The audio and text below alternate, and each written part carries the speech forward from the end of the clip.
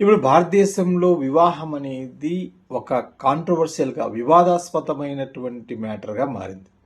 అంటే అందరికీ తెలియని విషయం ఏంటంటే మ్యారేజ్ అనేది చాప కింద నీరులాగా ప్రవేశించి అది ఒక పెద్ద సమస్యగా మారింది.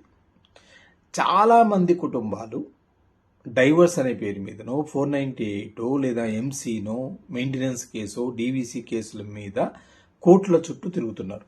వీళ్ళ విలువైనటువంటి సమయాన్ని కోర్టులో స్పెండ్ చేస్తున్నారు.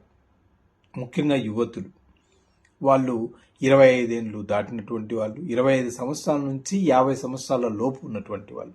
అంటే ఈ 25 సంవత్సరాలు ప్రతి ఒక్కరి జీవితంలో చాలా చాలా విలువైనటువంటి సంవత్సరాలు. అలాంటి సంవత్సరాలని కోర్టుల చుట్టూ తిరిగి కోర్టులలో వేస్ట్ చేసుకుంటున్నారు. ప్రతి ఇంట్లోనూ ఒక సమస్య ఉంటుంది. దాన్ని మ్యాక్సిమం వాళ్ళంతకు వాళ్ళే క్లియర్ చేసుకునే అవకాశం కూడా ఉంటుంది.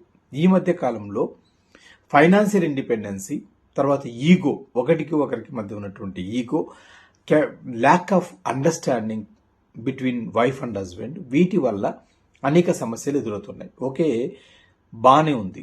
ఒక హస్బెండ్ కానీ ఒక వైఫ్ కానీ అలిగేషన్ తీసుకొని ఒక లాయర్ దగ్గరికి వచ్చినప్పుడు మాకు డైవర్స్ పిటిషన్ వేయండి అంటే, డైవర్స్ పిటిషన్ అంటే డైవర్స్ కంటెస్టెడ్ డైవర్స్ మ్యూచువల్ అయితే ఒక 3 నెలల్లో అయిపోతుంది. మ్యూచువల్ అంటే ఇద్దరు ఒప్పుకుంటే 5 నెలల్లో అయిపోతుంది. అలా కాకుండా ఆ ఇద్దరిలో ఎవరో ఒకరు ఒప్పుకోకపోతే ఇంకొకరు వేస్తే ఆ కేసు 3 సంవత్సరాలు, 4 సంవత్సరాలు, 5 సంవత్సరాలు పడుతుంది. అంటే ఈ 5 సంవత్సరాలు కోర్టుల చుట్టూ తిరిగే అవకాశం ఉంటుంది. దీనికన్నా ఒక మంచి సొల్యూషన్ ఏంటి అంటే, ఫస్ట్ ఒక లీగల్ నోటీస్ పంపిస్తే, ఎవరైతే డైవర్స్ ఇవ్వాలనుకుంటున్నారో రెస్పాండెంట్కు లీగల్ నోటీస్ పంపిస్తే అక్కడ నుంచి ఒక రెస్పాన్స్ వస్తుంది.